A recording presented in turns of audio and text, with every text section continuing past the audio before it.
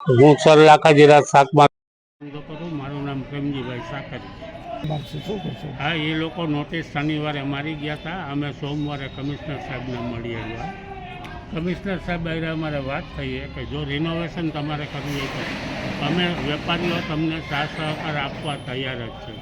ને આ માર્કેટ રહી 2 ભાગમાં રિનોવેશન થઈ શકે. અમને જો કાં અમને જગ્યા હાટે જગ્યા આપો સુધી રિનોવેશન થાય ત્યાં સુધી, અથવા એક ભાગનું રિનોવેશન કરો, બીજા ભાગમાં અમે શિફ્ટ થઈ જઈશું. એ અમારી રીતે અમે સમાવેશ કરી લઈશું. તો 2 ભાગમાં રિનોવેશન થઈ શકે. ને અમને જો જગ્યા હાટે જગ્યા આપો તો રિનોવેશન કેટલા ટાઈમમાં કરશો? અમારી જ દુકાન અમને જ પાછી આપો એવું લેખિતમાં આપો, એવી અમારી માગણી છે.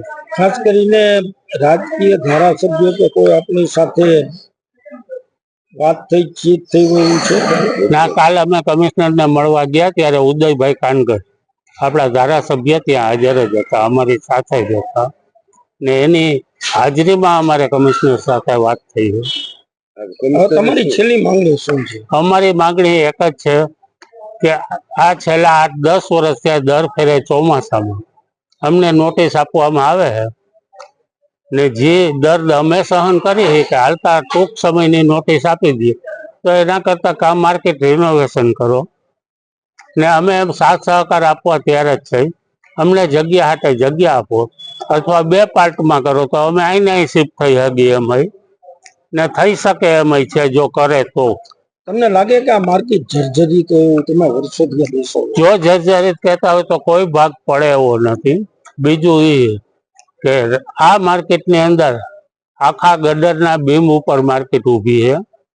એક પણ ગડરનો બીમ સડેલ નથી કે કટાણો નથી.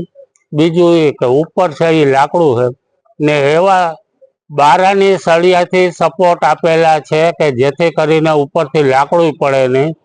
ને માર્કેટની અંદર એક પણ લાકડું એવું નથી કે ઊધી ખાઈ ગયું, કારણ કે આ બર્માસ્ટિક હાક છે, આમાં ઊધી ન લાગે. એ પહેલાં ચેક કરો. ને તમને પડે એવું લાગતું હોય તો એ રિપેરિંગ થઈ શકે એમ છે, નથી થઈ શકે એવું નથી, એ ચેક કરો. બાકી તો દર વર્ષે છેલ્લા 7-8 વર્ષથી અમને આ એકને એક નોટિસ આપી રાખે ને દર ફેરે હાલે.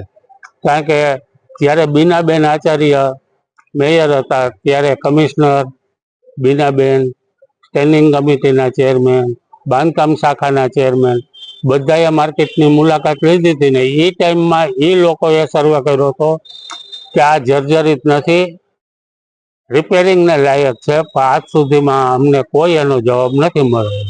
ગયા વર્ષે નોટિસ આવી ત્યારે પણ અમે માગણી કરી હતી કે અમે તમને સાથ સહકાર આપશું, અમારો તમને સાથ સહકાર જ છે. તમારે જ્યારે રિનોવેશન કરવી હોય ત્યારે અમને ટાઈમ આપો, અમને બીજી જગ્યા ફાળવો ને કેટલા ટાઈમમાં રિનોવેશન કરીને અમારી જગ્યા અમને જ પાછી આપશો એવું લેખિતમાં આપો.